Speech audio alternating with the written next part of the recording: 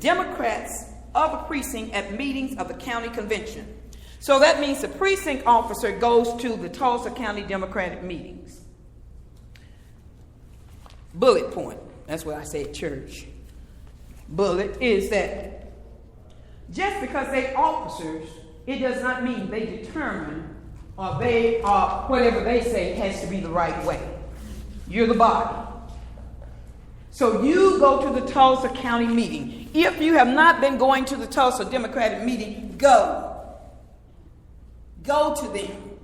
Because if they send out something you don't like, you can't complain if you don't go to the meetings. Go to the meetings. I've asked to go to those meetings before, and they said I was not needed. One of the things within the Democratic Party is there is no closed meetings. Did you all know that? No. Democratic Party does not have closed meetings. Unless they go into executive session, which they have to announce. They have to announce to the body. But no Democratic meeting is closed because if you're a Democrat, you have the right to attend. Yes, sir. What do you do when, like last Thursday night, the Tulsa County Democratic Party held a closed meeting with a locked door and would not admit people, even with a police officer there? What do you do when Tulsa County holds meetings but won't let people speak? Oh, you said Democratic Party? Yes, Tulsa County Democratic Party last Thursday. Okay, let me go back. I'm going to backtrack for a minute. Sorry, just lay it out there. No. Precinct officers, you have a vote. You have a vote. Oh, man. Now, see, somebody's going to be mad and they're going to go back and tell them I said this, but when you don't No, I know like better now. leadership, I know better now. if you're not a precinct officer, which becomes a delegate, which has a vote, it is called a right to vote. You don't like it, vote it out.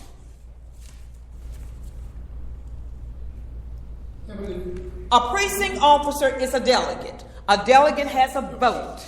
Unless they go into executive session.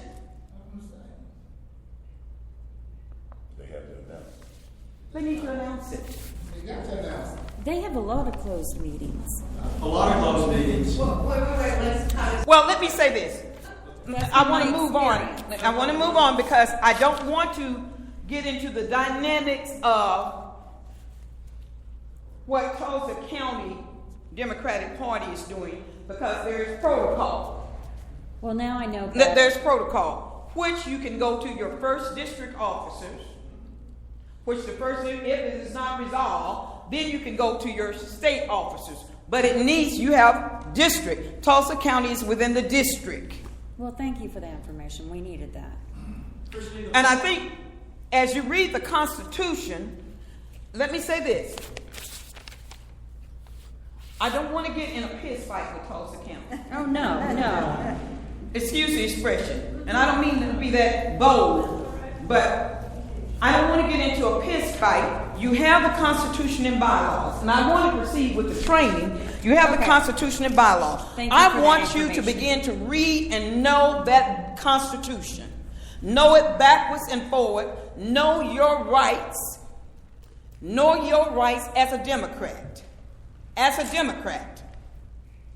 And be able to, when something is out of order, be able to reflect back to the Constitution and bylaws and look at it from that standpoint. Because, again, they're going to say, how are you going to listen to her?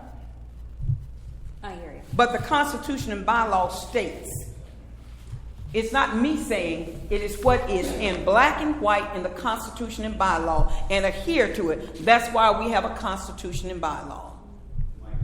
I'm not trying to sidetrack things. What I'm saying is that the Tulsa County Democratic Party has not held a meeting in over 10 years in which the local precinct officers can participate verbally.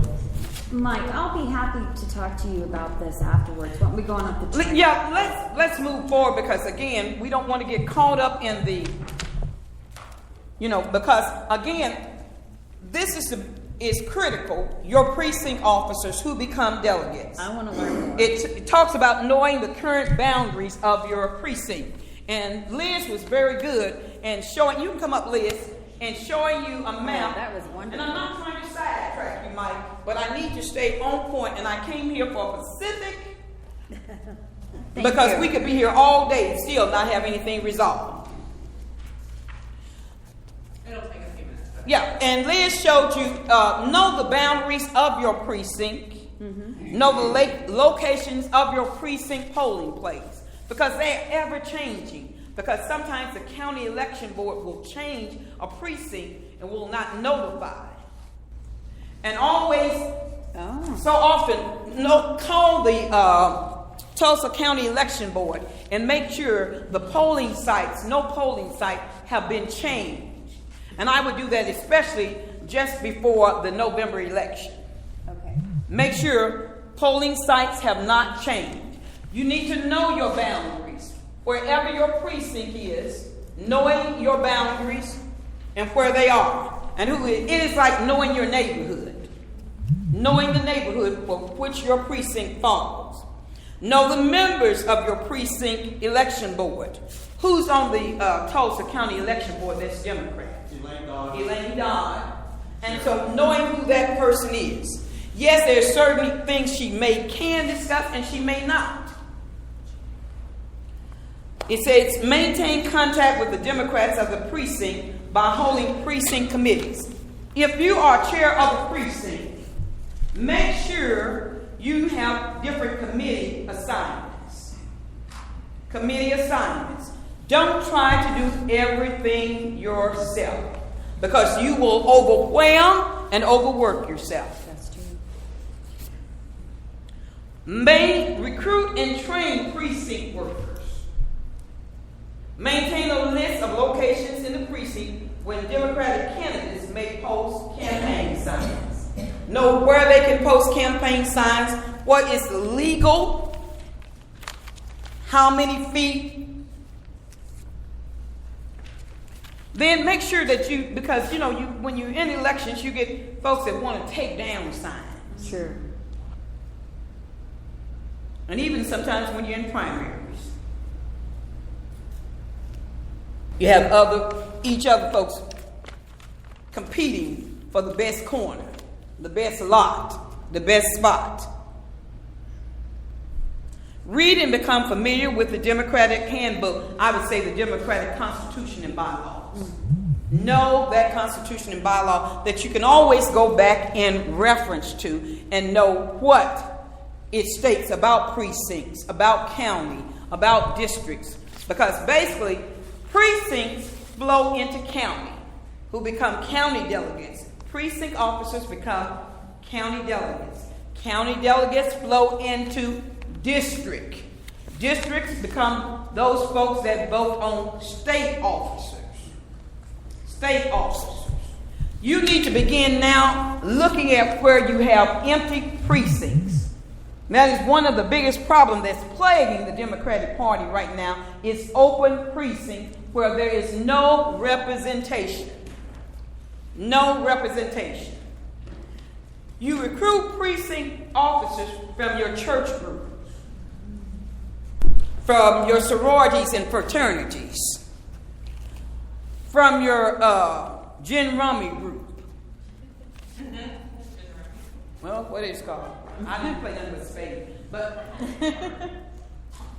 from those different groups, that is how you recruit precinct officers from your place of business. You get folks involved. When they're sitting around and they're complaining about what's wrong with the government, be it state or federal, one, are they a registered voter? Don't complain if you ain't voting and you're not registered to vote. Then after they say, well, what are you going to do about it? All that energy you cussing about and you talking about so-and-so ain't no good. I dare you. Become a precinct officer. Run for office.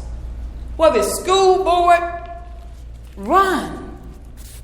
PTA, challenge folks that as they talk about change, what are they going to do to change things? Complaining doesn't change it. We can listen to complaints all day. All day. Liz, are you going to the precinct list? Actually, I have, I don't have, in my very, okay, I'm not queued up yet. No, go ahead. We'll keep on. As you will note, as you see under the chair, we have the listing for what the co-chair does. Of course, the co-chair takes over when the chair is not able to preside over the meeting. Then at every precinct meeting, pass a hat. You say, well, why would we pass a hat? Every nickel, every dime, every penny can help, not only within your precinct, but it can help within the county, within the party. My belief is, this is me, I believe that if we are leaders, and we say that we are precinct leaders, whatever level we are, if we are not giving, and I don't care what it is, I don't care if it's $1 every time you meet, people follow leadership. And when they see you believe in what you're talking about, and you're giving to it, they will give.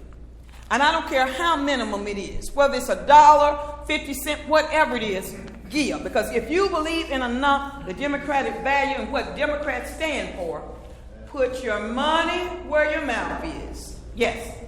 A big part of my thing that I've been doing lately is trying to keep defections from the Democratic Party through social media. Now, if I'm asking people to give to the Democratic Party, are they giving to the local Tulsa County Democrats and just keep that office open, or does that money then filter through to the national? That's really dependent upon you, because you can designate where you want your specific money to go to.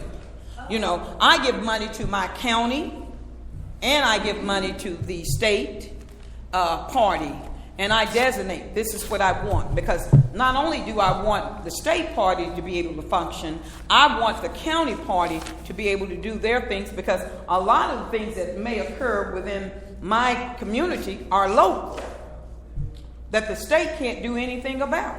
Well, I've had the most success with emphasizing the fact that the Tulsa County Democrats is not the Democratic National Committee, although we're under that umbrella. We are functioning. We don't get that much money from them. No, we do not. We have our own constitution. We follow the Oklahoma State Yes. Constitution, which is different from the national constitution. Yeah, a lot of people don't understand that we don't get a set aside from the DNC, is what we call it. We don't get a set aside from DNC. DNC contributes toward subsidizing some of the staff, but as far as getting a monthly check for them for us to function and to do things, no. The activities and function of the state party are dependent upon individuals. Because let's face it, the DNC is not very popular. A lot of people. No, it's not popular, but that's why it is so important that a lot of things that we deal with are on the local level, whether it's state or whether within our county, and that, based upon what is important in Oklahoma may be of no value in California. That's just the point of the matter. Yes, sir. Would you be keeping like a cash pot for contributions, or setting up checking accounts for the precinct, or just simply dumping what we have to the? Whatever it is, it's just your responsibility to sell. I think that is dependent on how large a precinct you have. If you want to open a checking account, bank account, or how small. If you just want to have a set aside somewhere that you can go to. But you got to have a check and balance and a tracking system that people will be comfortable with, that they feel like, well, I gave money, what are you utilizing it for? Because you want to be able to, at the end of your meetings, be able to give them a financial report saying this money was used for 100 stamps. This money was used to supply the ice cream for the ice cream social. Or, we gave money to this candidate, So the level of what the precinct does is dependent upon the precinct officers and the precinct itself on how well and how much you want to function with the dynamics of the party. Does the county headquarters keep track of what we do, and then